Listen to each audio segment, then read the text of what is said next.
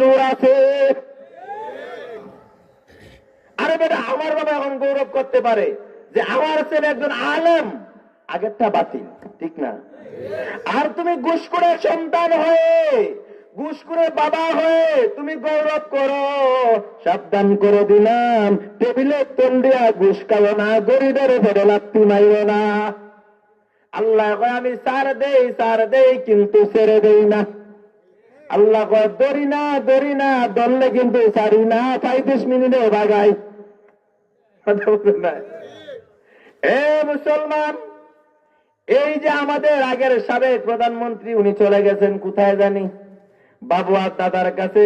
কত আলেমকে নির্যাতন করেছ। আমি কত জায়গায় কত ওয়াজ করিয়া যাই, জেলখানায় কেন যাই?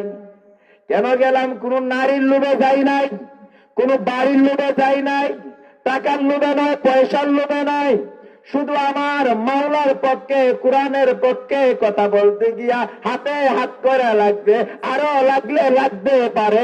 আমরা সুৎকুরকে মৎকুরকে এই গোয়েন্দাতে নেতৃত্ব দিতে দিব না। আল্লাহ হাসরের ময়দানে ডাক দিবেন আপনাকে, ডাক দিয়া বলবেন, এই মাহফিলের সভাপতি তুমি আসো। আসলো, আসার পরে তুমি জিনাকার, ওই যাও জাহান্নামে। আমি ছিলাম একটা মাহফিলের সভাপতি, আমি কেমনে জিনাকার হইলাম?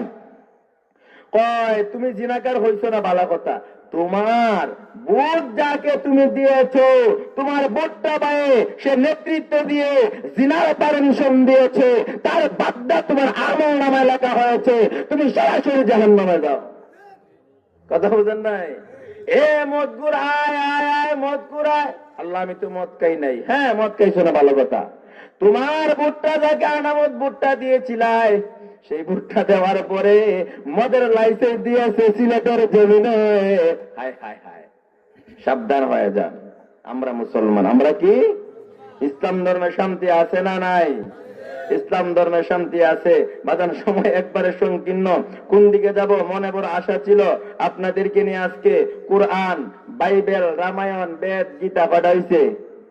কোরআন, বাইবেল, রামায়ণ, বেদ, গীতা কয়টা হইছে?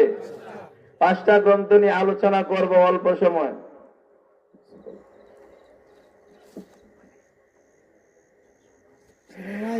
ও বাজান, ভালো করে বুঝিয়ে রাখেন, সাহায্য করলে কালকের প্রোগ্রামটা আপনার দাদা করবো নি। আমার বাজান ভালো করে বুঝিয়ে রাখেন, বিবৃতি কোনো আলোচনা নয়, ছোট্ট ছোট্ট কিছু কথা আপনাদেরকে শুনে যায়। শুনতে রাজি আছেননি? যদি রাজি থাকেন এমন একটা তকবীর দিবেন, বাতিলেরা দেওয়ানবাগি, ফেরারবাগি, একজিমা, সুলকানি,